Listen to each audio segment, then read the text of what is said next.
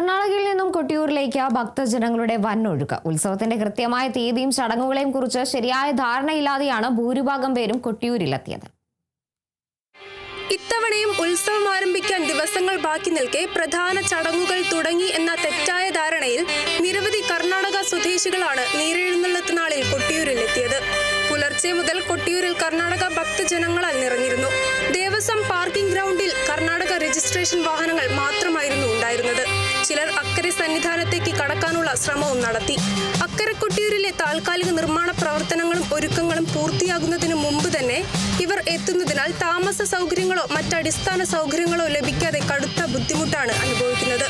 അന്യ സംസ്ഥാനങ്ങളിൽ നിന്നുള്ള ഭക്തർക്ക് ഉത്സവ നാളുകളെക്കുറിച്ച് കൃത്യമായ ബോധവൽക്കരണം നൽകേണ്ടത് ಅನಿವಾರ್ಯಮಾണെന്ന് ಕರ್ನಾಟಕയിൽ നിന്നെത്തിയവർ പറയുന്നു.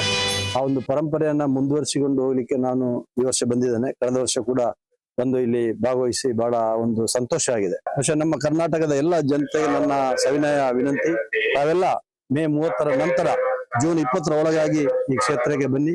ಮಹಿಳೆಯರು ಕೂಡ ಬರ್ಬೋದು. ಅದರ ನಂತರ ಮಹಿಳೆಯರಿಗೆ ಪ್ರವೇಶ ಇರುವುದಿಲ್ಲ ಅಂತಕ್ಕಂಥದನ್ನ ಇಲ್ಲಿ ಆಡಳಿತ ಮಂಡಳಿಯವರು ತಿಳಿಸಿದ್ದಾರೆ.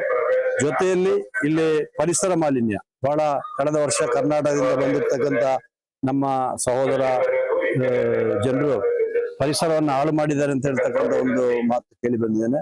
ತಾವು ದಯವಿಟ್ಟು ಶುಚಿತ್ವವನ್ನ ಮತ್ತು ನಿಶಬ್ದತೆಯಿಂದ ಹೆಚ್ಚು ಶಬ್ದ ಮಾಡದೆ ದೇವಸ್ಥಾನದ ಮತ್ತು ಗೌರವವನ್ನು ಕಾಪಾಡಬೇಕು ಅಂತ ಈ ಸಂದರ್ಭದಲ್ಲಿ ಕೇಳಿಕೊಳ್ತಾ ಇದ್ದೀನಿ. കഴിഞ്ഞ വർഷവും സമാനമായ രീതിയിൽ ഉത്സവത്തിന് ദിവസങ്ങൾക്ക് മുമ്പ് തന്നെ കർണാടകയിൽ നിന്നുള്ള വലിയൊരു ജനക്കൂട്ടം കൊട്ടിയൂരിൽ എത്തിച്ചേർന്നിരുന്നു. അന്ന് കഠിനമായ കാലാവസ്ഥയെ അവഗണിച്ചും അടിസ്ഥാന സൗകര്യങ്ങളുടെ കുറവുണ്ടായിട്ടും ദിവസങ്ങളോളം തങ്ങേണ്ടി വന്നു. തങ്ങളുടെ പ്രിയപ്പെട്ട ദൈവത്തെ ദർശിക്കാനെത്തിയ ഇവർക്ക് കൃത്യമായ വിവരങ്ങൾ നൽകാൻ അന്ന് മതിയായ സംവിധാനങ്ങൾ ഉണ്ടായിരുന്നില്ല.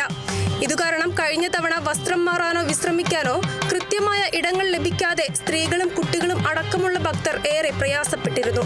ഈ അനുഭവം മുൻനിർത്തി ഇത്തവണ വിപുലമായ സംവിധാനമാണ് ദേവസ്വം ഒരുക്കിയിട്ടുള്ളത്.